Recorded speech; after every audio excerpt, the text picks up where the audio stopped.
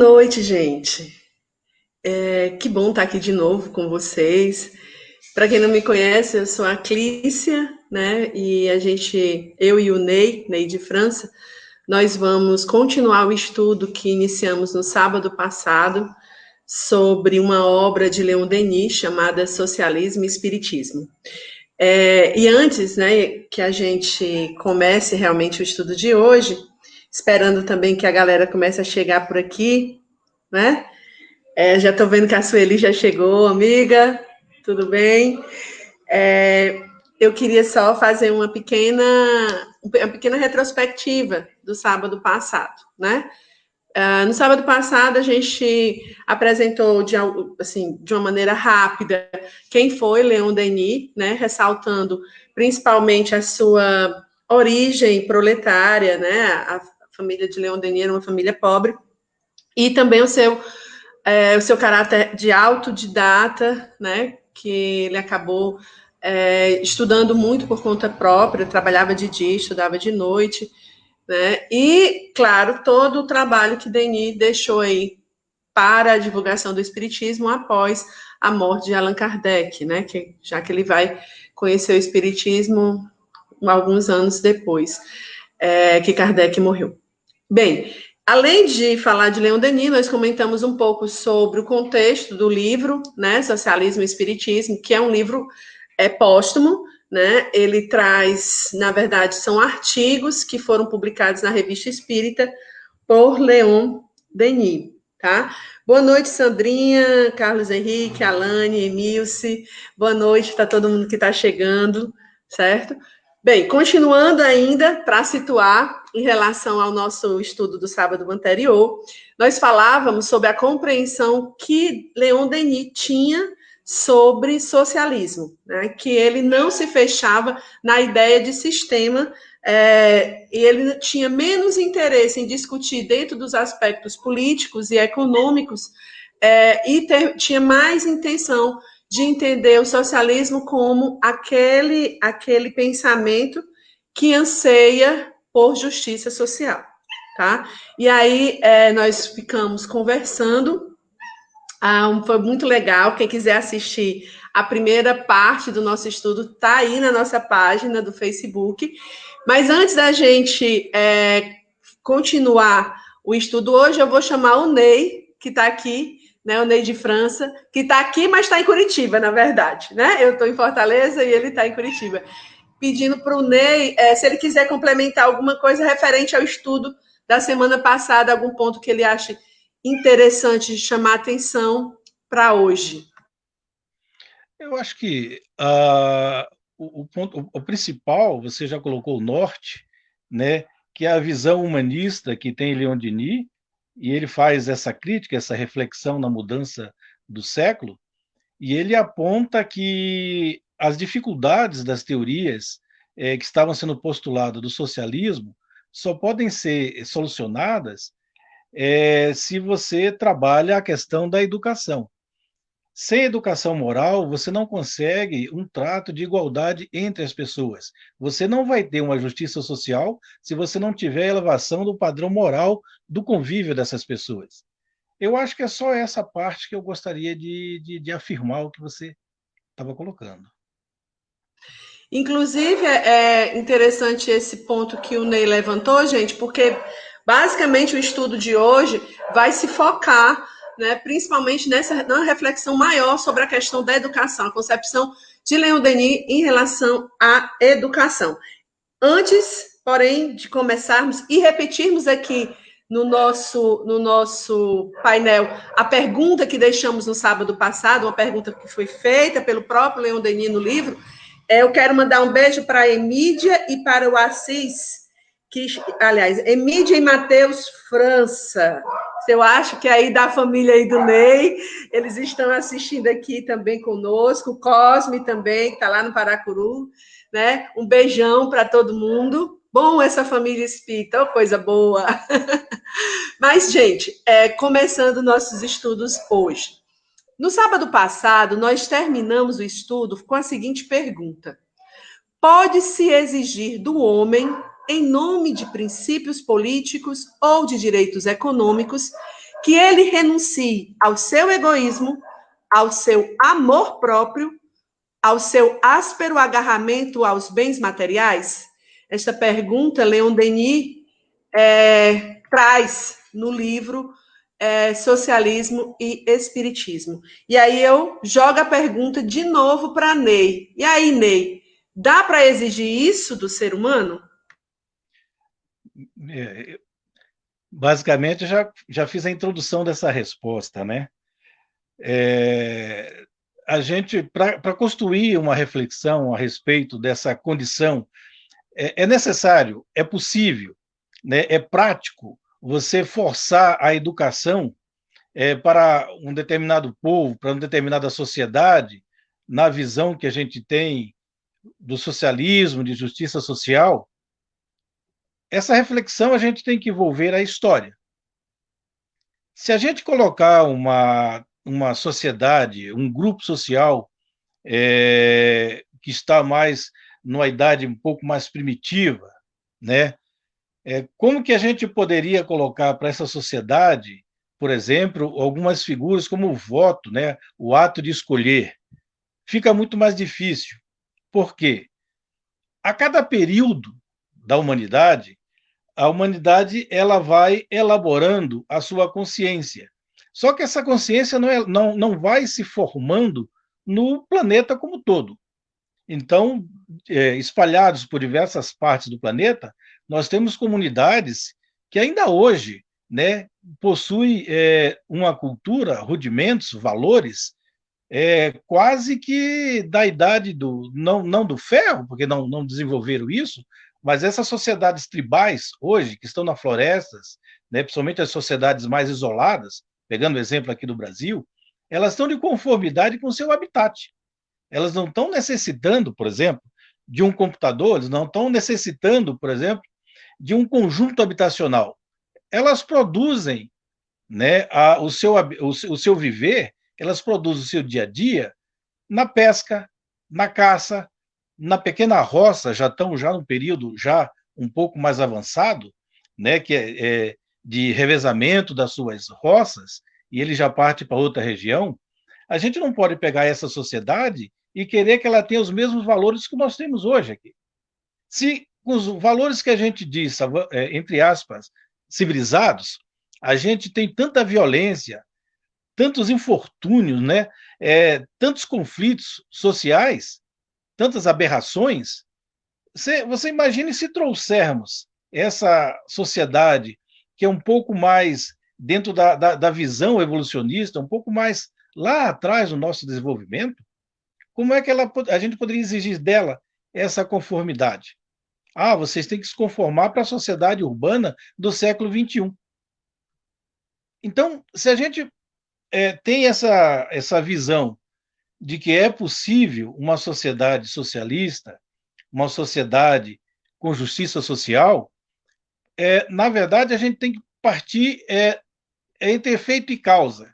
Né? A gente não pode partir de uma teoria pré-concebida para se chegar a essa sociedade. A gente tem que criar formas de conquistas das justiças sociais, formas de afirmação da sociedade, de segmentos que não têm, que a gente chama de minorias políticas, para que esses segmentos eles possam adquirir a sua completa cidadania. Então, de conformidade, quando você vai ampliando essas afirmações, na hora que todos os direitos vão sendo respeitados, aí sim, nesses núcleos menores, você vai ter uma relação muito mais harmônica, né? Mas, se a gente observar hoje, né, as sociedades que a gente considera as mais avançadas, elas são avançadas muito pelo progresso, né? Mas a gente vai conversar um pouco mais à frente, mas eu sou assim, a minha conclusão é de que não, a gente não pode forçar. Do mesmo jeito que é difícil você forçar uma criança, né, de 5, 6 anos, que ela compreenda as constelações, né, o movimento celeste. É impossível. E eu acho que a ideia de forçar alguém a fazer algo vai bater de frente com uma das propostas que sustenta o Espiritismo, que se refere ao livre-arbítrio, que se refere à busca por uma autonomia a partir do esclarecimento, a partir do conhecimento que se divide, digamos assim, um conhecimento do ponto de vista intelectual e um conhecimento do ponto de vista moral. E aí, gente, para começar o nosso estudo dos capítulos de hoje, nós começamos com o primeiro tópico. O primeiro tópico é a educação de que nos fala Leon Denis. E aí, para falar desse tópico, é importante dizer que Leon Denis, ao longo do seu livro, ele vai nos falar de uma educação que tem uma relação com o ensino propriamente dito. Ele faz referências, inclusive, às escolas, né, do ensino formal, mas ultrapassa esse ensinamento do conteúdo que estimula o intelecto. Leon Denis vai apostar numa educação moral, uma educação que estimule também as questões morais, as questões éticas do ser humano. E vai também, nesse sentido, quando ele pensa na moral, ele vai também nos propor uma educação que dialogue com as questões espirituais, entendendo que a base do ser humano está na sua alma, que no espírito que encarna, né? E aí, com esse contexto, Leon Denis vai trazer a proposta espírita como uma proposta educativa, que trabalhará essa relação do intelecto com a moralidade. Agora, é interessante dizer que ele não vai ficar preso a uma concepção teórica dissociada da realidade. Leon Denis vai deixar claro, dentro dos contextos que ele viveu, a necessidade de um agir coletivo, né? Tanto que ele faz parte do ensino, a Liga do Ensino, que era um grupo de pessoas que proporcionavam o acesso a livros, principalmente as camadas mais populares da França, né? Inclusive criando bibliotecas e tudo mais. E ele vai fazer uma junção entre as concepções ideológicas, digamos assim, filosóficas, melhor dizendo, do espiritismo com o fazer prático da vida cotidiana. E aí, para passar essa bola de novo para o Ney, eu vou ler um trechinho do livro, né, que diz assim: a tarefa mais urgente, mais necessária para cada um de nós, seria a de trabalhar na cultura do eu, na reforma do caráter, de maneira a servir de exemplo àqueles que nos cercam e de mais em mais à sociedade toda inteira. Agindo nesse sentido, entraremos plenamente nos caminhos de nossa destinação, já que a educação da alma é a finalidade última, o fim supremo de nossa imensa evolução. Olha que interessante essa citação. A educação da alma é a finalidade última, o fim supremo de nossa imensa evolução. Leon Denis aí faz uma referência direta às leis da natureza, às leis divinas, à lei do progresso, né? Que a partir desse desenvolver educativo, digamos assim, da nossa alma, desse conhecer e autoconhecimento, nós vamos alcançar em um determinado momento o fim supremo da nossa evolução, que seria conhecer as leis divinas e agir conforme estas leis. Em outras palavras, nos tornarmos espíritos puros, espíritos que compreenderam e alcançaram finalmente a verdade, que é Deus. Eu vou pedir para o Elber botar a primeira citaçãozinha que a gente disse há pouco, que é para fixar um pouquinho, ó. A educação da alma é a finalidade última, o fim supremo de nossa imensa evolução. E aí, Ney, como é que a gente vai fazer esse trabalho, hein, de construir esse caminho, meu amigo? Diga aí. Olha, eu vou pedir aqui, vou trazer aqui um pouco o apoio de uma reflexão. O Evangelho, no capítulo 7, existe ali o item 13, a missão do homem inteligente da Terra. Eu vou trazer o texto para a gente dar continuidade. Diz o seguinte: se Deus, em seus desígnios, vos fez nascer num meio onde pudestes desenvolver a vossa inteligência, é que quer que a utilizeis para o bem de todos.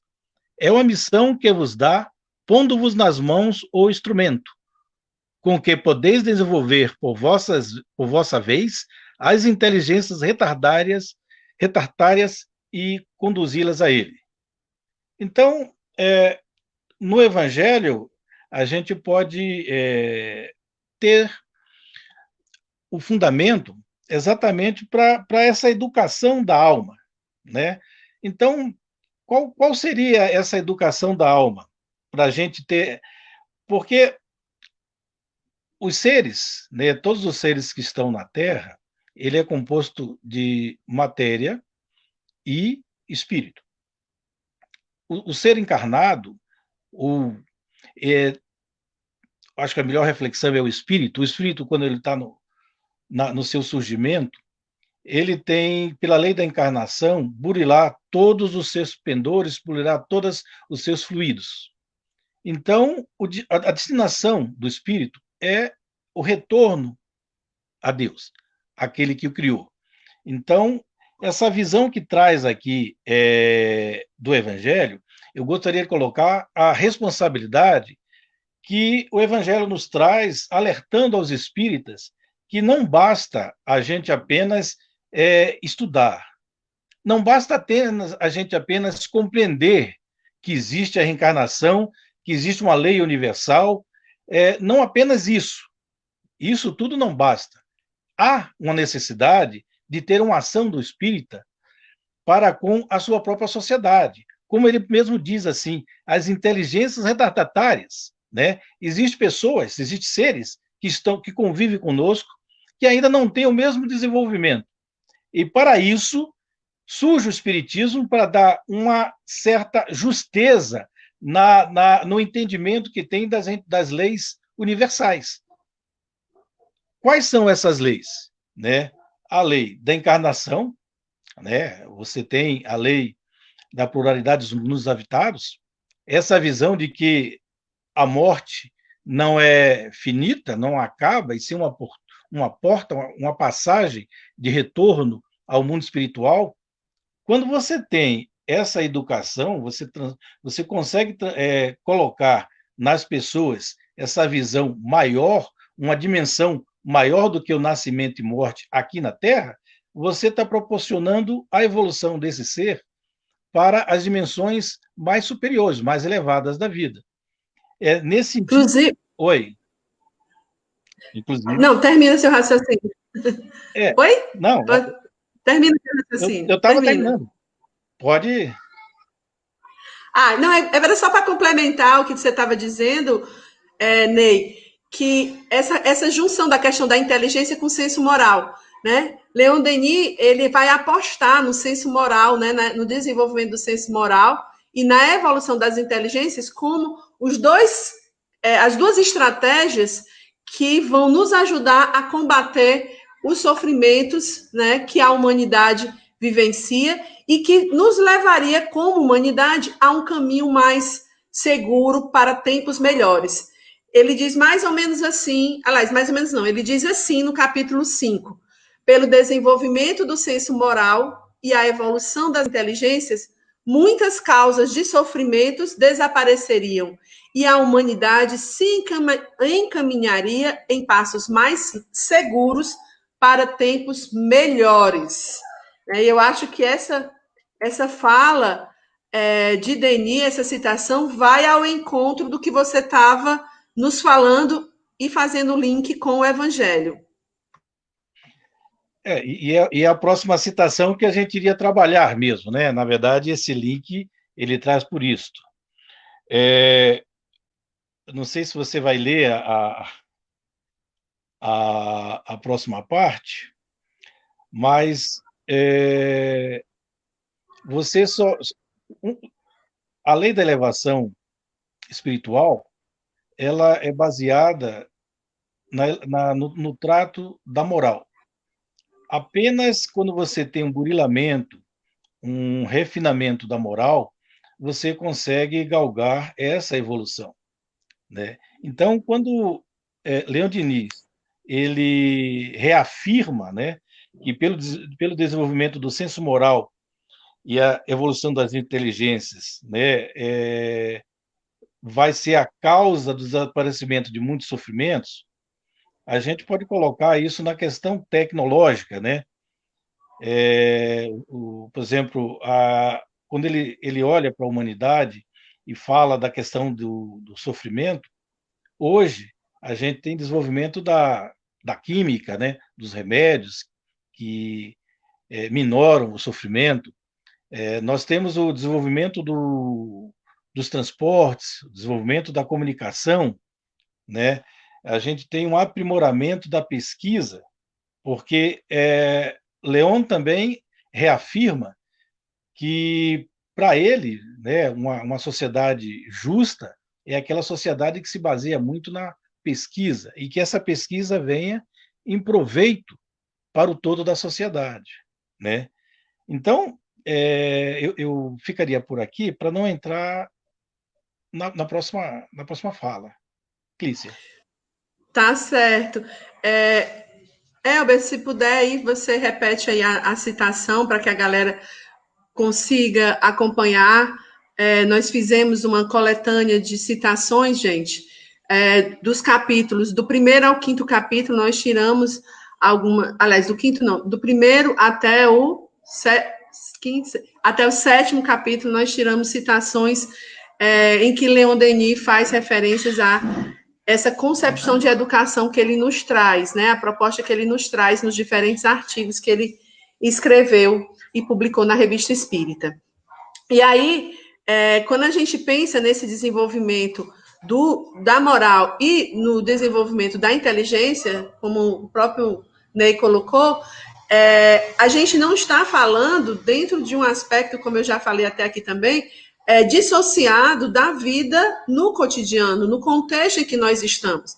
Né? O início da fala do Ney foi muito feliz quando ele fala sobre, olha, a gente não pode querer que um grupo, uma comunidade que tem um determinado cotidiano, que tem uma determinada maneira de se organizar e viver, haja conforme a mente, a mentalidade de um outro grupo ou de uma sociedade. Então, a gente precisa olhar para os dias de hoje, no contexto de hoje, observando o que os espíritos nos trouxeram como pilares, né, da doutrina espírita, que são pilares, como são baseados numa moral, essa moral ela é perene, né, os valores morais que nos levam até as leis de Deus são perenes, porque essa lei de Deus não muda, ela é perfeita, né? Nós é que precisamos mudar a nossa compreensão sobre as leis divinas.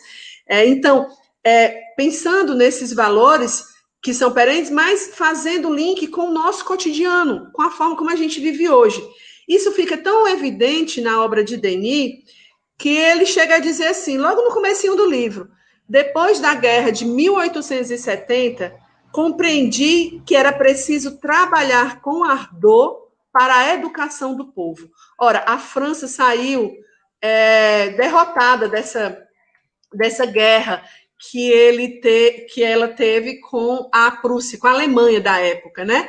E caiu a monarquia da França com essa guerra, né? A França começa a rever toda a sua estrutura de organização política da época, e se o poder político francês, né, e a sua questão econômica sofreram esses abalos referentes a essa guerra, podemos imaginar como ficou a população pobre da França. Né? E aí, quando o Denis fala, olha, depois dessa guerra, depois que eu vi esse estrago, percebi como é fundamental, como é necessário trabalhar com ardor. Ele não coloca para outra pessoa, ele vai chamar para ele mesmo essa responsabilidade da educação do povo. E ele fala povo, ele não está falando só indivíduos, ele está falando de conjunto, coletivo. Né? E aí, gente, isso vai muito ao encontro das explicações que os Espíritos nos dão no Livro dos Espíritos, quando eles nos dizem que a educação, quando nós desenvolvermos essa educação, as instituições sociais que nós temos, elas serão menos severas, as leis que nós temos serão menos rudes, né? Quando a gente tiver educado, digamos assim, a nossa alma, o nosso espírito, né? Educado tanto do ponto de vista moral, como também do ponto de vista intelectual. E aí, antes de passar novamente a bola para o Ney, eu chamo a atenção para o que, ainda dentro dessa lógica, desse pensamento, o que Leon Denis vai dizer lá também, já no capítulo 3, que ele diz assim, que o essencial seria dar ao povo uma nova educação, baseada sobre uma doutrina espiritualista vasta e racional. É preciso, antes de qualquer coisa, que os pensadores que guardaram a luz projetem suas radiações sobre seus irmãos mais ensombrecidos, a fim de dissipar os maus fluidos que os envolvem. Cabe, sobretudo, à escola inculcar na juventude os princípios regeneradores, pois não se forma uma sociedade sem todas as suas peças. E é preciso começar na infância a preparar a obra do século. Denis, como Kardec, né, como os espíritos, vão apostar na educação como o caminho mais seguro, né, para essas alterações do indivíduo e para essas alterações na sociedade, a ponto de chegarmos a vivermos um dia numa sociedade justa. Esse é o sonho, esta é a meta. E aí, Ney, que você nos traz aí de comentários? Eu gostaria de trazer até uma referência, né, no livro A Caminho da Luz, né, do Chico, pelo Espírito de Emmanuel.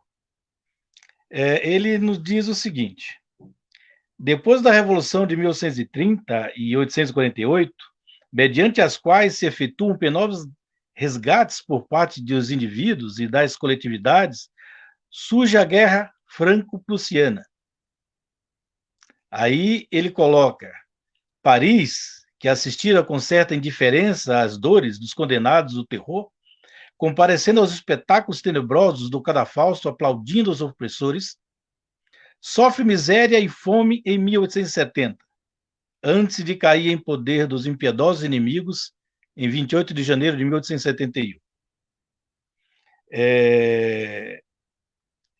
Esta citação, ela casa com a visão que tinha o Leon Denis da realidade da França nesse período. A gente não pode deixar de perceber que as convulsões sociais do final do século XVIII e XIX, elas colaboram para esse estado de crítica, esse estado de miséria, né? Quando a gente volta os olhos para essas questões da guerra, a gente tem que lembrar o seguinte: a Revolução Francesa foi em 1789, né? E ela perdura até depois de 1870. Então, o que acontece? Quando o Leon Denis ele olha, né, o sofrimento que teve a França com relação a essa última guerra, né,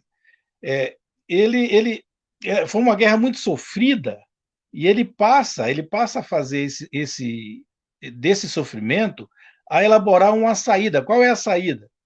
Né? As pessoas que deveriam evitar aquele conflito, deveriam ser contra o conflito, aplaudiam, iam com ânsia, né, caminhando para a batalha.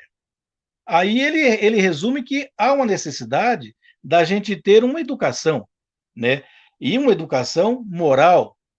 E essa educação tendo como fundamento a doutrina e os ensinamentos da doutrina espírita, para que ela pudesse dar uma visão maior à população. Eu gostaria de citar ainda, nesse período, né, que é o período do Leon Denis, que houveram alguns congressos dos principais pensadores da educação. nomes que a gente tem, que a gente conhece no dia a dia, né? É dessa época que surgem as ideias de Frenet, Pestalozzi, Dewey, nos Estados Unidos, Maria Montessori, Vygotsky, lá na União Soviética, e um polonês conhecido como Janusz Korczak, né? Qual que é o denominador comum de todos esses pensadores da educação? Todos eles procuraram centrar na criança o desenvolvimento. Então, eles não estavam muito preocupados com o adulto, e sim com a formação da nova sociedade. Todos eles estavam procurando estudar, fazer uma pesquisa e o acompanhamento dessas crianças. Então, nós tivemos muitos postulados na educação, e são a base até hoje. Muitas pessoas hoje colocam outros nomes, mas foram lá de trás, né? E o que tem em comum desses pensadores educacionais? É uma perseguição, né? Dewey, nos Estados Unidos, ele faz a proposta dele, mas ele faz uma proposta que fugisse dos poderes constituídos. Celestin Freinet, quando começa a trabalhar, ele é expulso da escola pública, né? Ele faz uma escola, né, privada, né? E depois ele vai participar da guerra, e ele depois da guerra, acusado de espião. Maria Montessori, ela se entusiasma com Benito Mussolini, na época, lá na Itália, mas depois ela vê o destino que estava tendo aquela sociedade, ela se retira. Então, quando o Leon Denis nos diz assim, a educação se tornou materialista, é que eles conseguiram calar todos aqueles idealistas, todas as pessoas que estavam fazendo com força a pesquisa e impulsionando a população para esse estudo, para esse acompanhamento. Então, assim como... Oi. Só para complementar. Até uma outra informação que eu localizei. Em 1927, Leon Denis morre em 28, 29, na cidade de Tours, que é a cidade do Leon Denis, houve um dos congressos desses educadores da Liga de Educadores Internacionais, né? Então, fervilha na mudança do século, fervilha esses pensadores para fazer essa mudança. Leon Denis, creio que ele era um homem do seu tempo, deve ter acompanhado muito esses aparecimentos, e ele coloca que falta exatamente esse detalhe, né? O que ele chama de uma educação idealista. Não é um idealismo de contemplação, é um idealismo de prática e de uma reflexão em base de uma teoria, né, muito maior do que a existência da Terra. Então, eu acho que é essa que dá a força da proposta do Leon Denis. Tem uma coisa que você falou que eu acho que é importante a gente refletir um pouquinho, né, que é essa aposta que muitos educadores vão fazer na primeira infância, na infância, né, na juventude, adolescência e na juventude. Educar nossas crianças para fazer a obra do século, como Leon Denis mesmo diz também no seu livro. Me parece, inclusive, ser lógico pensar nisso, porque se eu imagino que essa criança é educada numa perspectiva de fomentar em sua alma uma vontade de uma sociedade justa, né, de estimular nessa criança, nesse adolescente, essa vontade de viver de maneira fraterna, né, procurando o respeito, a tolerância nas suas ações, pressupõe que essa criança, quando ela crescer, ela vai vivenciar isso na sua fase adulta, né? Agora, não dá para a gente apostar exclusivamente na criança, porque quem é que ensina essa criança, né? Quem é que ensina, que educa, quem é que direciona os rumos da sociedade? Na maior parte das vezes, é o mundo dos adultos. Embora a gente esteja vendo aí nas manifestações dos Estados Unidos um grande contingente de jovens, né, protestando aí contra o racismo. E também ao longo da nossa história de movimentos sociais, nós vamos ter a juventude, né, não só estou falando não só dos Estados Unidos agora, mas pensando no mundo, né, me lembrando agora do maio de 68 na própria França, ou aqui mesmo no Brasil, muitos dos nossos movimentos encampados por juventude. Só que como o próprio... Deixa eu só terminar essa frasezinha aqui, ó. Como o próprio Denis fala, que para se formar uma sociedade é necessário passar por todas as peças, né? Por todos os processos, por todos os campos dessa sociedade e, por consequência, por todos os indivíduos, né? E aí é interessante a gente lembrar disso. Uma aposta na criança, no adolescente, na juventude, é uma aposta estratégica, pensando, né, numa perspectiva, inclusive, de futuro. Mas é necessário também que a gente não esqueça os outros que estão por aqui, né? Nós, por exemplo, que já passamos já um tempinho dessas fases tão boas da vida. Disney. Já teve um pensador que disse que o caminho se faz ao caminhar, né? Você quase chegou na reflexão que eu gostaria, que eu vou apresentar agora para a conclusão. Né? Quando o Leon Denis nos propõe essa preocupação com a criança, a gente tem que perceber que a criança, há alguns anos atrás, né, na época dele, a criança era, na psicologia, era considerado um homem pequeno, né? A igreja só vai fazer, alguns anos depois, o reconhecimento que a criança é uma criança, com o desenvolvimento da psicologia infantil, da psicologia científica, teve o ramo da psicologia infantil, então se desmembrou a criança do adulto. Mas até então, as pessoas consideravam a criança como sendo um adulto, né? Mas nesse porém, no desenvolvimento da própria ciência, do conhecimento da sociedade, que eu acho que Leon Denis não fala, mas dá para subentender uma estratégia. Por que eu vou trabalhar com as crianças? O caminho se faz ao caminhar. Como é que eu posso caminhar com a criança? Quem está com a criança? Então, ele deve ter visto que, no primeiro ponto, ele tem que atingir a família. Valores morais se sedimentam inicialmente na família. E a formação daquela criança, né, que vai se transformar num jovem e num adulto, ele já deve ter pensado também nos seus professores. Ele não coloca isso, mas dá para subentender na sua estratégia de justiça social que essa criança não vai ficar eternamente criança, mas de uma necessidade daquele período de turbulência. Sendo assim, concorre para o desenvolvimento dessa criança, né? Não é só o professor espírita, não. Caminhando, a gente vai conseguindo aglutinar no nosso caminho, a partir dos nossos valores sociais, daquilo que a gente considera de mais puro, a gente vai caminhando. A gente tem aquela pessoa que está próxima da gente, a gente vai ter o vizinho que fala, mas a gente não precisa, decididamente, fazer só do núcleo espírita o nosso caminho. Mas o nosso caminho, o nosso discurso, ele tem que ser aglutinador. Quando a gente tiver uma proposta de melhora para um segmento, como é o segmento da criança, como o Leon Denis faz, ele não rotulou. Ele fez uma proposta, mas dentro dessa proposta de atingimento, a gente vai caminhando e a gente vai agregando.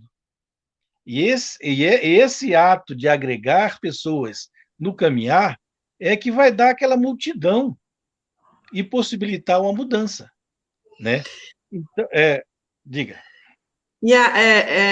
Eu vou, na verdade, Ney, fazer uma parte aqui por conta de uma pergunta que nos foi feita.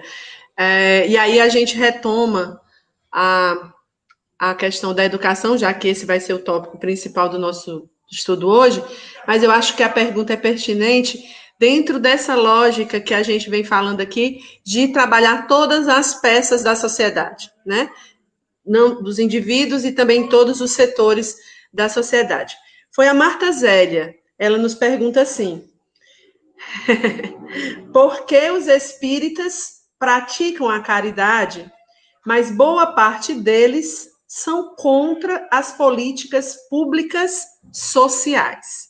E eu vou começar a minha resposta, e aí o tempo que você vai elaborando a sua, já que eu tive mais tempo de ler, né, um pouquinho antes a resposta dela e maturar uma possível resposta, que já deixo claro, não tento ser uma resposta que vai trazer um ponto de vista definitivo.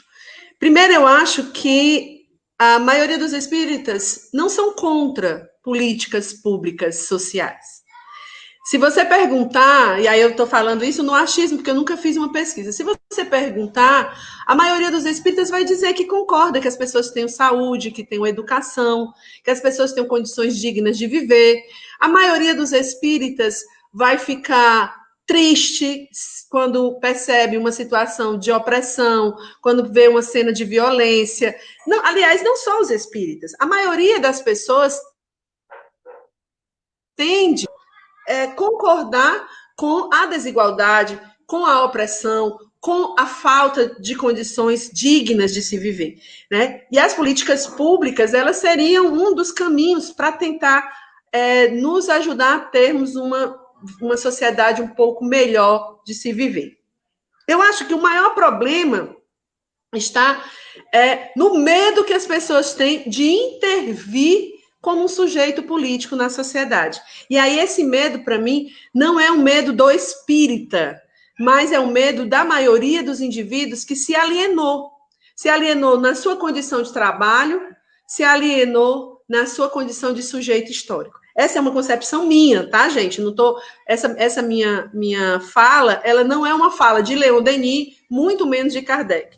Tá? Essa é uma compreensão que eu tenho em relação a essa rejeição diante das questões mais políticas, né? Que não tem como a gente fugir. Muitas vezes, na sala de aula, eu escuto meus alunos dizendo assim, eu não gosto de política, eu não gosto de economia. E eu brinco com eles, né? Sou professora de jornalismo, eu brinco com eles dizendo assim, gostando ou não gostando, vocês vão precisar entender um pouco de política e de economia, porque esses dois campos de atuação, eles interferem na vida de todo mundo, daquele que entende e está no cotidiano da política e aquele que não está nem aí, que nem entende, que não quer nem saber. Por quê? Porque são nesses dois campos, nessas duas esferas, que se resolve muitas das questões da vida em sociedade, tá? E aí, penso eu, já usando os paradigmas espíritas, quando a gente entende, né, que existe uma lei de causa e efeito. O que é que diz a lei de causa e efeito, minha gente? Que o que você fizer de bom vai voltar para você de bom. E o que você fez de equívoco, né, os erros que você cometeu, em algum momento da sua vida, na mesma existência ou uma existência futura, você vai ter que reparar aquele erro. Né? O que os espíritos nos falam? Os espíritos que nos aparecem nas mediúnicas, não falo nem só daqueles que estão no livro do livro Céu e Inferno e na revista Espírita. Eu falo de uma maneira geral, dos espíritos que falam nas mediúnicas que nós participamos.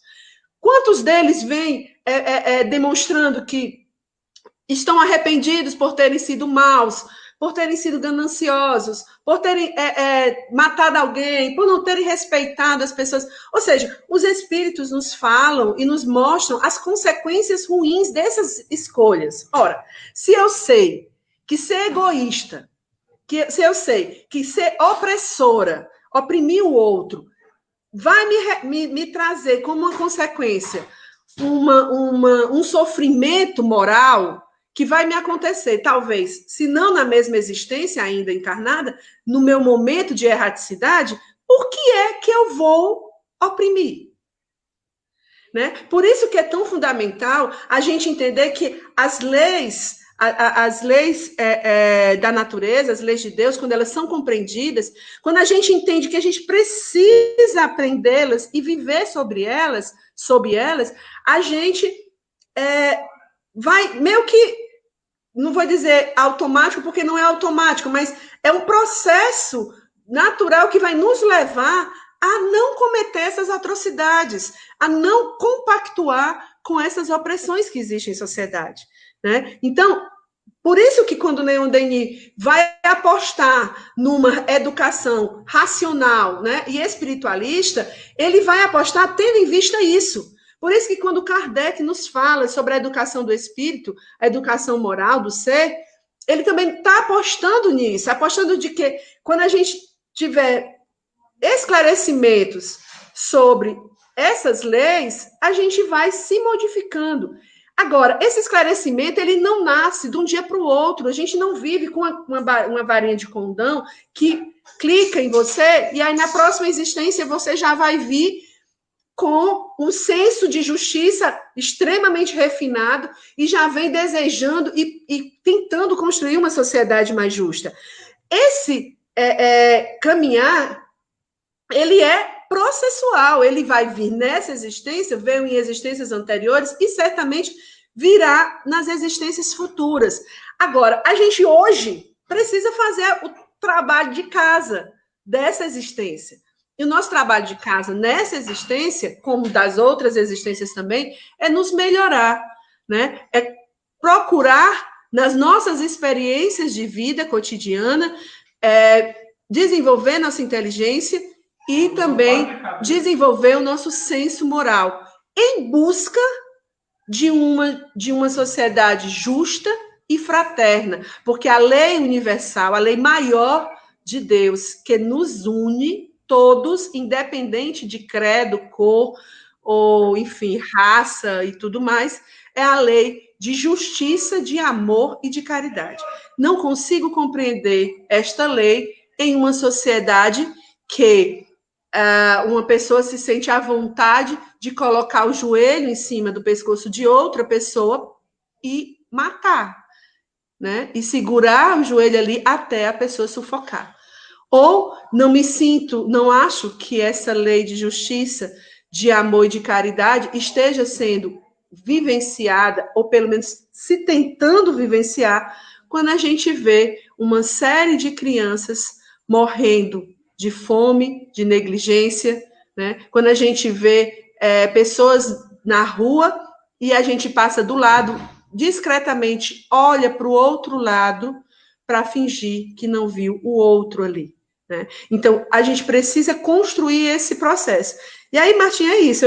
Essa é uma resposta bem pessoal minha, e eu vou passar para o Ney. Cadê ele? Ney, contigo.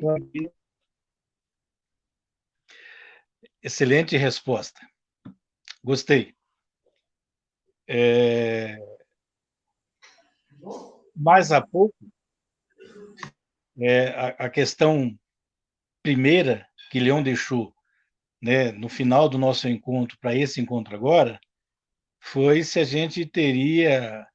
era lícito a gente forçar uma educação se a pessoa não estava ainda apta no nível de recebê-la, né?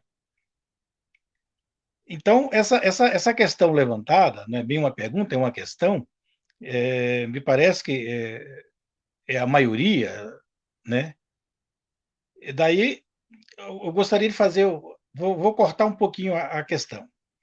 Primeiro que a gente não tem, né, uma pesquisa sistemática para saber a opinião da maioria dos espíritas, né? Quem são até a maioria dos espíritas? O que nós temos são algumas lideranças, né? Algumas lideranças que se conformam.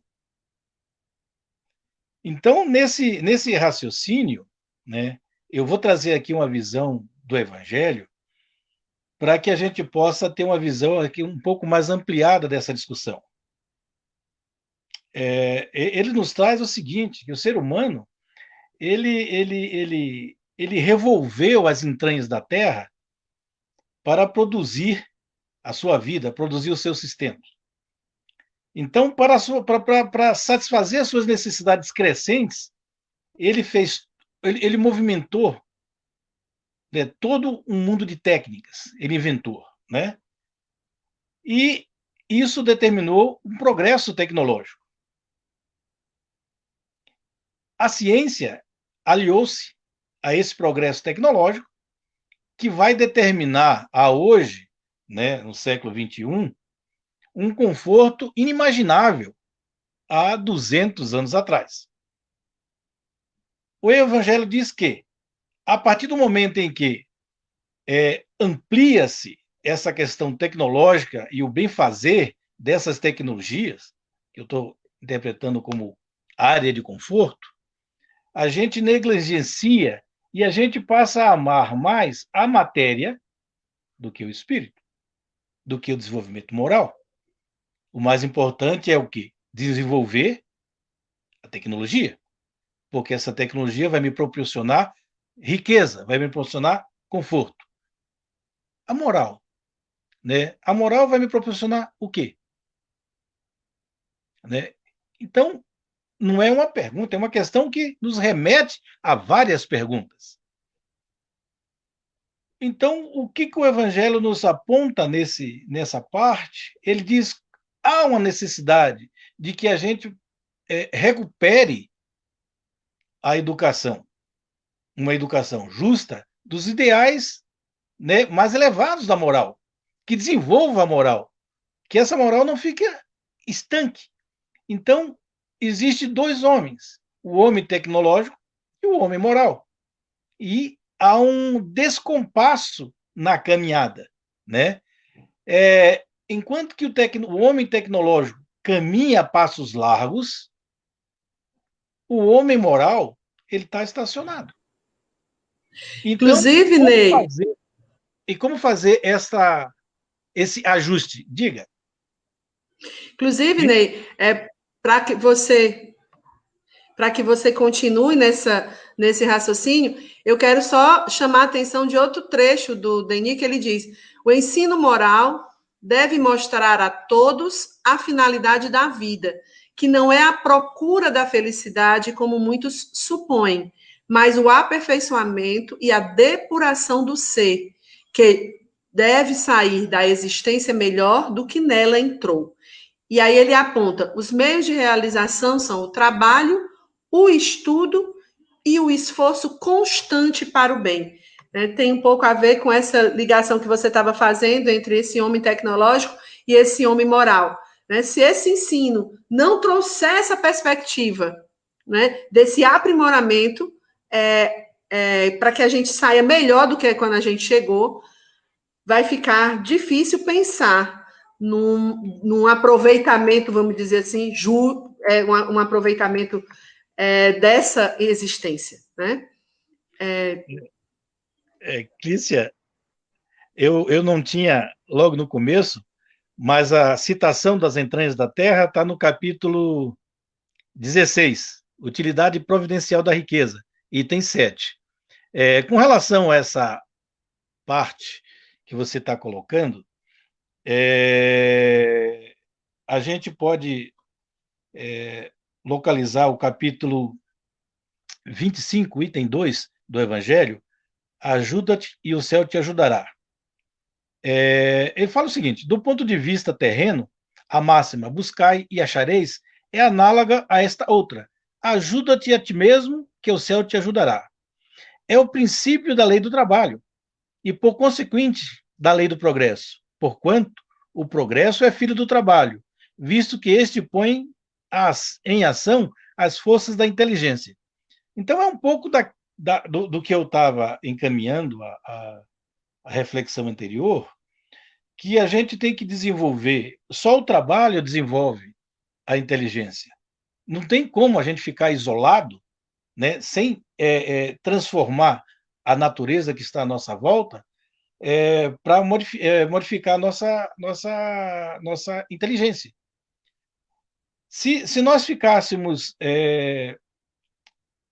colocando que eu não estou fazendo relatividade entre sociedades, entre os índios, por exemplo, isolados que eu citei ainda há pouco, e a nossa sociedade do século XXI. Eu estou minha reflexão é sobre hoje, né? A lei do progresso, as forças da inteligência, ela tem que existir, né? Existe uma citação, né, que fala, né, no capítulo 16, a riqueza é considerada o elemento do progresso.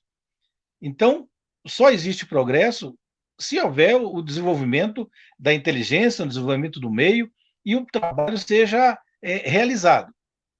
Mas a pergunta é o seguinte, né?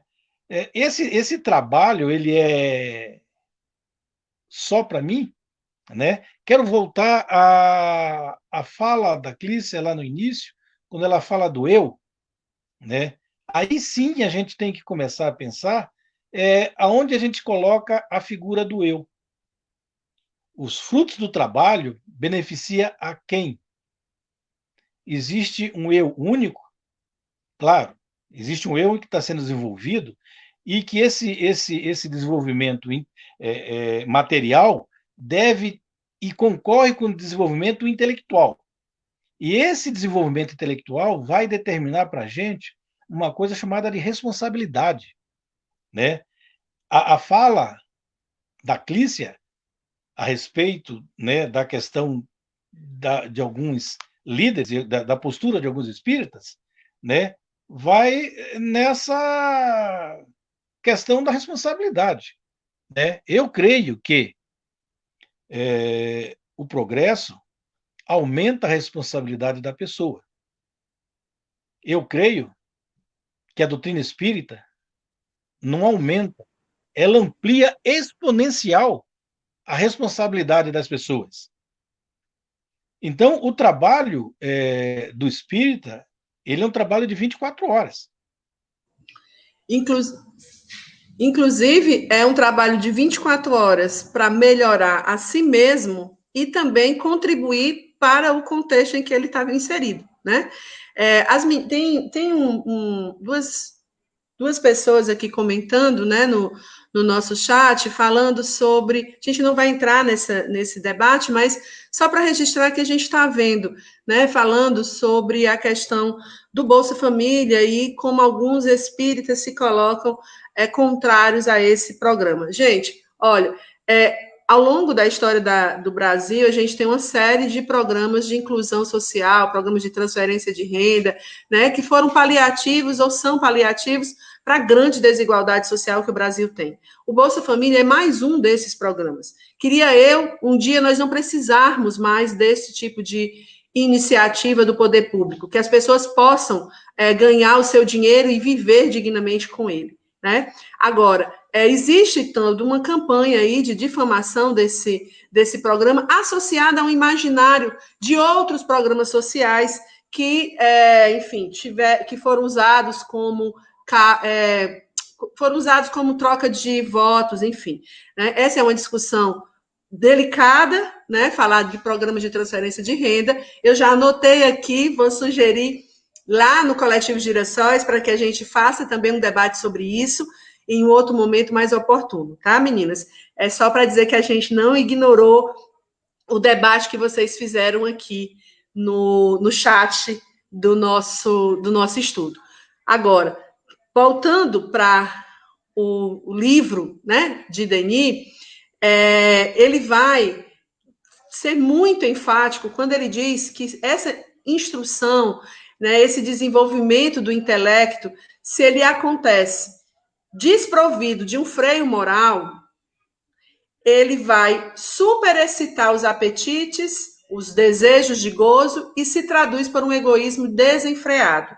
Lá no Livro dos Espíritos, Kardec pergunta aos espíritos por que tem essa possibilidade, né, de produção de coisas que atiçam, digamos assim, os nossos desejos, as nossas fantasias. E os espíritos dizem, é uma prova, né? Faz parte do processo educativo de vocês. Né? E aí Denis coloca como um dos elementos dessa educação que ele aponta como revolucionária, e eu vou usar essa palavra com todo o carinho do mundo, embora para alguns a palavra revolucionária se associe a uma questão violenta, não é o caso aqui, a gente está falando, quando falo em revolução, estou falando de uma mudança na gênese da gente, na raiz da gente, né? Que é para tirar esse homem, essa mulher velha, esse espírito velho, e criar e construir de verdade esse espírito novo, essa alma nova, que busca viver de verdade em uma sociedade justa, né? Que busca de verdade aprender a amar o próximo, porque a gente fala muito, e eu confesso que eu penso, né? Que falamos na tentativa de um dia conseguirmos viver realmente esse amor ao próximo que Jesus fala. Mas esse dia só vai chegar se a gente se esforçar agora. É a mesma coisa. O cara só vai escrever um best-seller se ele aprender a ler e a escrever, gente. Se ele tiver lá a sua aulinha de alfabetização. Só assim é que ele vai conseguir construir, elaborar uma obra-prima na literatura. Ou o cara só vai ganhar o prêmio Nobel de matemática. Primeiro, ele teve que aprender a contar, certo? Aprender a fazer conta. Então, se a gente não inicia hoje esse processo de mudança, né? Se a gente fica empurrando com a barriga, a gente vai ficar nascendo em mundos de provas e expiações até dar uma dor, como diz o Matuto por aqui, tá? E aí, em cima dessa minha fala, eu retomo para dizer o seguinte: o sistema que a gente vive, ele é extremamente tentador, né? São muitas coisas que nos provocam desejo, né? Não é à toa que o consumismo, ele é extremamente explorado nos dias de hoje, né? O desejo de ter as coisas, né? Nem usar, né? A gente compra as coisas para tê-las, para mostrar que tem, para vivenciar um status na sociedade por consumir determinados produtos ou marcas. Ora, se isso é feito, né, se a gente tem uma sociedade que já impulsiona isso diretamente, e a gente não tem a construção de uma educação que vá frear esse tipo de impulso, que vai nos mostrar que é necessário a gente repensar esse apego às questões materiais, que é necessário a gente repensar as nossas decisões sobre as nossas condutas na nossa vida cotidiana, um caminhão sem freio de mão, vamos dizer assim, descendo uma ladeira abaixo, né? Porque os estímulos para o individualismo, para esse egoísmo, estão todos aí, todos bem postos e cada dia na nossa cara. Então, se nós, principalmente aí eu estou falando nós espíritas, né? Se nós entendemos que é necessário valorizar o espírito em detrimento, né? Não em detrimento no sentido de não dar o seu valor também, mas o espírito, ele tem que estar valorizado em relação à matéria, embora a gente saiba que as relações materiais, quando estamos encarnados, elas têm um sentido, uma função educativa, né? Mas se a gente sabe que essa relação material, ela é passageira, dado que quando a gente morre, o que vai conosco é só o que nós somos, né? O que aprendemos, os sentimentos que nutrimos, né? As escolhas, as decisões que fizemos a partir da moral que a gente tem, né? Se a gente entende isso, cabe sim a nós espíritas pensar e agir para construir uma condição, um ambiente em que a educação moral tenha espaço, para que a gente problematize esse consumismo absurdo, né? Essa competitividade. Crianças, 10 anos, 11 anos de idade, já competem em sala de aula para ver quem tira a nota mais alta, né? Quem tem filho em colégio particular, pelo menos aqui em Fortaleza, sabe do que eu estou falando, né? O Enem é uma prova extremamente agressiva, né? Uma prova, eu fiz o Enem, o último Enem eu fiz, e quando eu saí daquela prova, eu fiquei pensando, meu Deus, coitado dos adolescentes, porque a maioria, quem faz Enem, é adolescente, de uma prova tão tão densa, tão tensa, né? E aí, quando você vê esse ano, essa prova tentando ser empurrada de goela abaixo para que ela fosse feita de qualquer jeito, né? Com esse momento todo que a gente vê, e a gente precisa se manifestar em relação a isso, né? Por fazermos parte dessa sociedade e também por sermos espíritas. Porque se eu compreendo que eu tenho que estimular uma educação moral, claro que em mim, eu só consigo agir em mim, mas o meu agir pode servir de exemplo, pode servir de referência a alguém. E se eu tenho filhos, ou se eu lido com crianças ou jovens, aí é que tem mesmo. Né? Então, quando o Denis traz essa citação, em que ele diz que quando a instrução é desprovida de freio moral, de sanção, e vê-se imiscuir a paixão material, ela não faz senão superexcitar os apetites e os desejos de gozos e se traduz por um egoísmo desenfreado. E aí, Ney, passando a bola para ti. Bom, eu acho que agora, depois da tua reflexão, para mim ficou um pouco mais fácil, né? No Evangelho nós temos lá o desprendimento dos meios materiais, né? E ele fala assim, né? Vosso amor aos bens terrestres é um dos mais fortes entraves ao vosso adiantamento moral e espiritual. Por esse apego à posse, suprimis vossas faculdades afetivas e as transportando sobre as coisas materiais. Enquanto você estava fazendo sua reflexão, e eu estava aqui revendo a minha anotação, me veio a frase, né? Posso, mas não devo. Então, a próxima citação vai trabalhar ali os promotores, né, da escola laica, a moral impregnada, né? Aí diz, antes de tudo, convém desenvolver o sentido moral na criança, no adulto. Veja, é um caminho, né? E a crítica não é que a gente não possa ter desejo, né? Não é isto. A crítica é sobre o egoísmo desenfreado. Você não pode viver só de um desejo exacerbado. E esse desejo exacerbado, ele se dá exatamente com os bens materiais, né? Com essa visão material. Eu recordo quando eu trabalhava um livrinho chamado Temas de Filosofia, que tinha um desenho, né? Que era uma feira. Eram 3 quadradinhos. Então, no primeiro quadradinho, o vendedor estava lá vendendo ética, um livrinho, ética, ética. No segundo, ele estava lá vendendo ética, ética. Já no terceiro, diz assim: bom, se eu continuar vendendo isso, eu vou à falência. Então, a ética, que é um conjunto das morais, a gente pode pensar que é o que está faltando, né, nesse desenvolvimento nosso. Freio moral é você ter ética, você ter o discernimento que naquele conjunto de valores que você tem, você pode fazer, mas você não deve fazer. Então, vamos botar entre aspas aqui um exemplo da trapaça, né? Ou ter ganho sobre a ignorância das outras pessoas, né? Muitas pessoas são simples, né? Contam, né, uma história que o Garrincha ganhou um rádio lá na Suécia e aqui chegaram para ele e disseram: olha, esse rádio não vai funcionar aqui porque ele só fala em gringo. E compraram isso a preço de banana dele.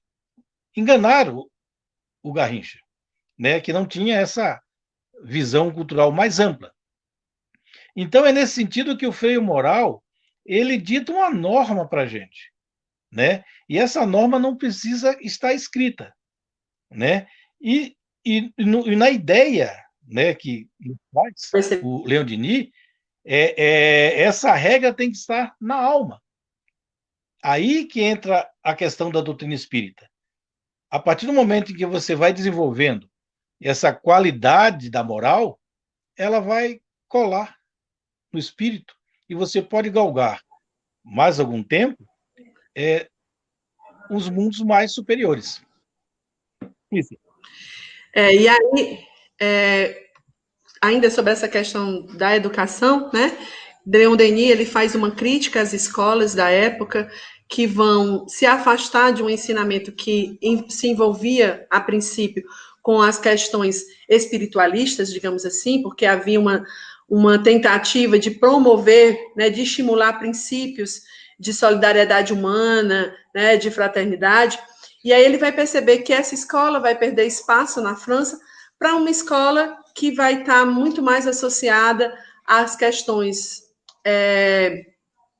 digamos, do cotidiano materialista, né? Ele fala assim: seus sucessores, entretanto, em sua política terra a terra, eliminaram de pouco em pouco estas noções de idealismo e a escola caiu sob a influência materialista. Leon Denis, é óbvio, como espírita, ele vai questionar o materialismo, né? Leon Denis vai mostrar que essa compreensão da vida, né, que se encerra na matéria, impede que o ser humano galgue sua caminhada do ponto de vista moral, né? Sem compreender as leis universais, fica difícil ao ser humano se educar nessa perspectiva mais fraterna, nessa perspectiva de solidariedade, tá? E ele coloca também um trechinho que ele diz assim: antes de tudo, convém convencer o sentido moral na criança, no adulto, isto é, o sentido elevado da vida, de seus deveres, suas responsabilidades. Gravar profundamente no pensamento e no coração do ser humano esta lei imprescindível das consequências dos atos que trazemos no curso de nosso destino, todos os elementos bons ou maus que tivermos gerado, né? E aí você já observa as referências de Denis muito claramente às leis da natureza que nós já falamos algumas vezes aqui. E aí, gente, vou combinar aqui com o Ney de fazer uma fala para a gente encerrar esse tópico da educação de Denis, né, da educação do que nos fala, que Denis nos apresenta, né, nessa perspectiva, né, das leis universais, porque pelo adiantado da hora, nós não vamos conseguir avançar muito mais no outro tópico, porque já tem 1h12 de live, e o nosso tempo vai até 1h30, né? Faltam 15 minutos para a gente encerrar. Então, mas a gente quer finalizar esse tópico sobre a questão da educação na relação com as leis universais, as leis de Deus, e o contraponto que Denis faz dessa escola laica que acabou se focando mais numa visão materialista, tá? Eu passo a bola para ti, Ney, para que você possa trazer mais algumas contribuições. Bom, antes eu gostaria de sugerir, a gente fala muito da história, né? E teve até um comentário, né, de um colega antes lá no Facebook, que ele diz assim: olha, é bom ter um pouco o contato com a história, né? Eu sugeria aos nossos assistentes a leitura do livro A Caminho da Luz, né? Ele traz para a gente assim um olhar, né, da história muito interessante, e sobre esse período que nós estamos falando, ele se coaduna, né, com o Denis. Então, fica aqui a sugestão. A questão dessa escola materialista, né, por que ela aconteceu? Né? Há um grande desenvolvimento de ideias, né, dos educadores, mas existe um problema que é do controle da sociedade. Então, essa sociedade, essa escola, né, ela faz parte de uma sociedade em que os seus dominantes, né, a elite que a governa, ela quer reproduzir a sua sociedade indefinidamente, né? O pensamento conservador, ele está em quem está no poder. Então, o que aconteceu? Né?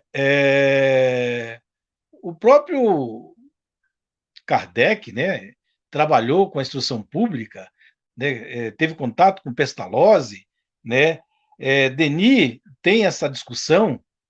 Os espíritas da época estavam preocupados com essa questão, mas a escola laica, ela presta um serviço, e esse serviço foi de continuidade da situação que estava. Ela não se propunha a uma modificação, ela não tinha um horizonte diferente para isso. Então, quando a gente tem essa visão, né, ela só pode ser rompida, né, e você tocou bem aí com relação, né, das causas anteriores das aflições,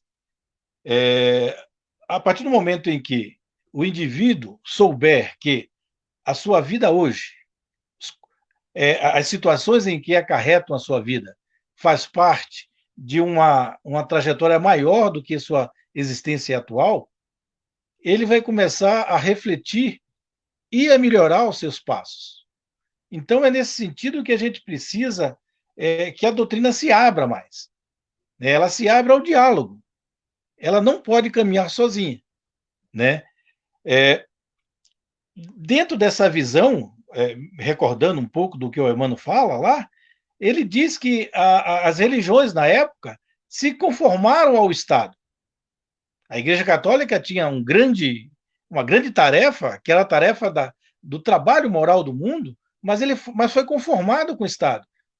A partir do momento dessa conformação, ela se adaptou. E assim, outras siglas religiosas também o fizeram. Então, até vai um pouco da resposta da colega que nos questionou com relação à postura de alguns espíritas, mas essa conformidade. Então, a educação, né, e na época tinha muitas escolas que eram regidas por segmentos religiosos, né, a escola pública ela é filha da escola religiosa, então elas mantiveram, mas passaram a trabalhar uma moral abstrata, não uma moral introjetada no indivíduo. Então, o que o Leon Denis propõe? Ele propõe que ele não está propondo que a gente combata esse ou aquele, essa ou aquela tendência. Não. Ele quer que a gente elabore proposições, né, a partir da nossa concepção dessa lei maior de encarnações, reencarnações, de elevação espiritual, e que a gente consiga trazer mais adeptos para a nossa caminhada, para que a gente consiga transformar, né? O que a gente não pode fazer é ser espírita, entrar na escola e fazer a mesma coisa que todo mundo faz, né? E depois responder, sempre foi assim, né? Então, o Leon Denis, ele quer a mudança. Clícia. Pois é, Ney, a gente não pode fingir que não está vendo, né? Não dá para a gente ignorar. Quando a consciência desperta, minha gente, ela não dorme mais.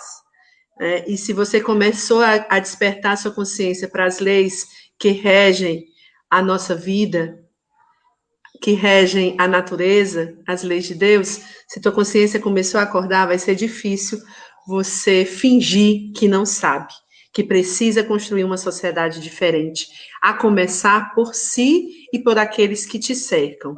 E aí, gente, a gente já está no finalzinho do nosso estudo de hoje, mas eu queria registrar, né, duas falas que foram ditas aqui. Primeiro, a Silvia Monte fala para a gente assim, Leon Denis fala da importância da vontade para a transformação do ser. A questão é para onde direcionamos a nossa vontade. A compreensão de onde viemos, o que estamos fazendo aqui e para onde vamos nos direcionará à vontade.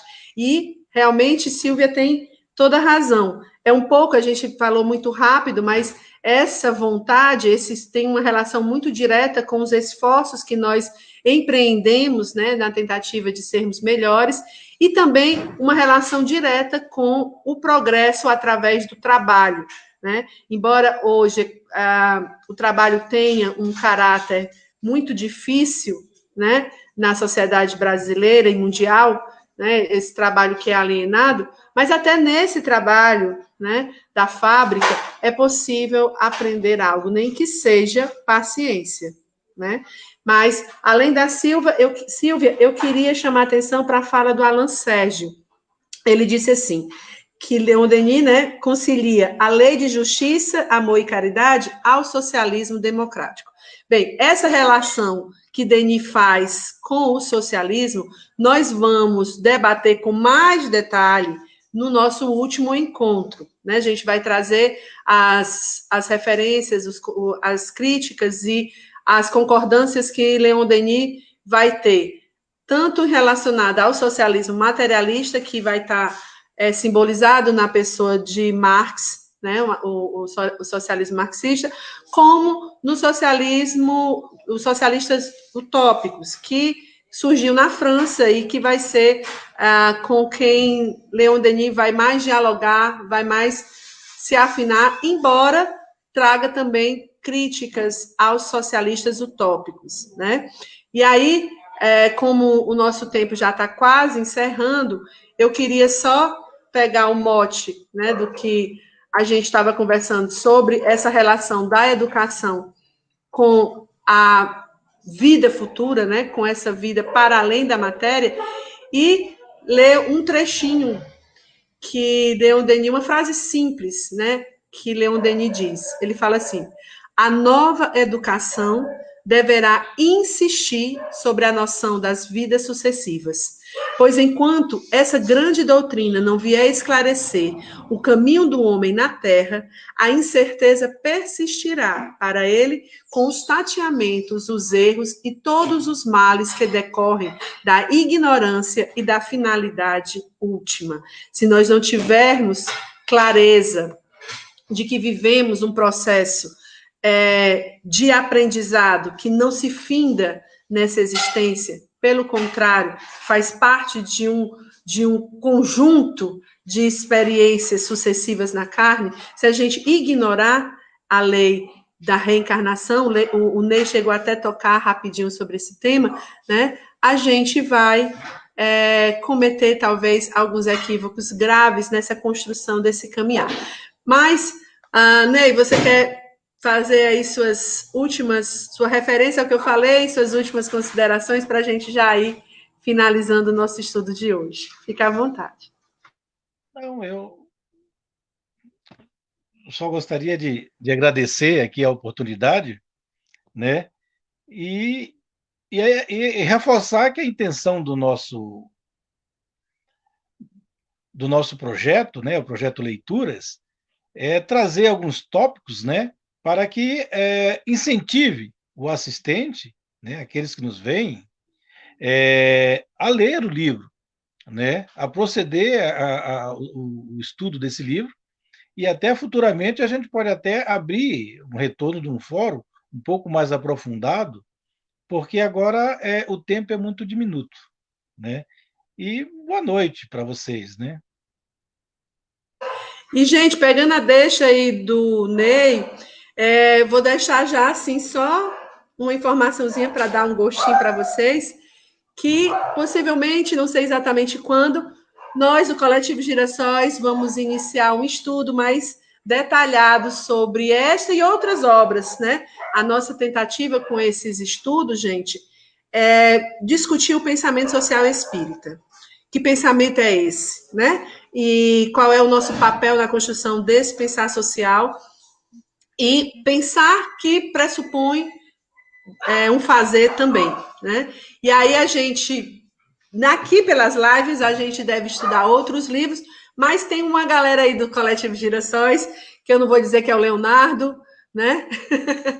Que tem outras pessoas também, mas é porque o Léo é um dos que está envolvido nessa proposta, de estar construindo aí um curso que possa adentrar, aprofundar de uma maneira mais detalhada esse tema. Aliás, é o Coletivo Girassóis numa parceria bem legal com os nossos amigos pernambucanos. Ô, povo bom, esse povo do Ágora, né, que também está aí nessa conversa. E deve ser uma coisa boa. Não sei ainda quando, mas vai sair um negocinho bom aí para que a gente possa refletir, estudar e pensar estratégias de como agir.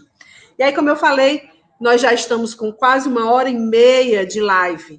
E aí, nós vamos terminar o nosso estudo de hoje, novamente com uma pergunta feita também por Leon Denis. Ele diz assim: e como o futuro poderia se tornar melhor que o passado se continuar a semear no presente o germen do ódio, as causas de discórdia e de desencontros? Se o fraco continua a ser esmagado pelo forte, se tantos corações sensíveis são quebrados pelo egoísmo e pela brutalidade. Em uma palavra, se o homem continuar cruel para com o homem. Esta é a pergunta que nós deixamos para vocês, minha gente. Quem puder dar uma conferida no livro Socialismo e Espiritismo, como o Ney falou, nós temos o propósito com esse projeto que se chama Projeto Leituras, estimular que vocês, que outras pessoas leiam, estudem, reflitam, tirem também suas próprias conclusões do pensamento de Leon Denis e o pensamento também de outros tantos espíritas que nos deixaram contribuições bem interessantes. Eu agradeço aí todo mundo que está mandando beijinhos, palminhas, né? Tem a Mônica França, esse nome é familiar, hein, Ney? Ela colocou um monte de palminha aqui, né? Tem o Diogo, que também está aqui, parabenizando a gente, a Marines, Érica, enfim, a Érica está desde o começo aqui conosco, a Alba também, tá? Enfim, todo mundo que está assistindo a nossa live, indiquem, ela vai ficar na página do Coletivo Girassóis. Este é o 2º dia, então já tem 2 lives comigo e com o Ney, discutindo esse livro do Leon Denis. E sábado que vem, 7h da noite, nós estaremos de novo aqui, né, Ney? Concluindo. Estaremos de novo aqui, né, para debater novamente o livro e tentar fazer um encerramento para este momento desse estudo, tá? Lembrando que, como o Ney falou, podemos construir uma outra oportunidade, um fórum, um momento em que outras pessoas possam partilhar mais as suas ideias, as suas compreensões, não só sobre essa obra, mas também sobre o Espiritismo e sobre o mundo que nos cerca. Um grande abraço a todo mundo, certo? Eu quero agradecer especialmente a Alane e ao Elber, que estão aqui na técnica, o Elber principalmente hoje, tá? Agradecer a todo mundo e espero vocês até o próximo sábado. Beijão, tudo de bom.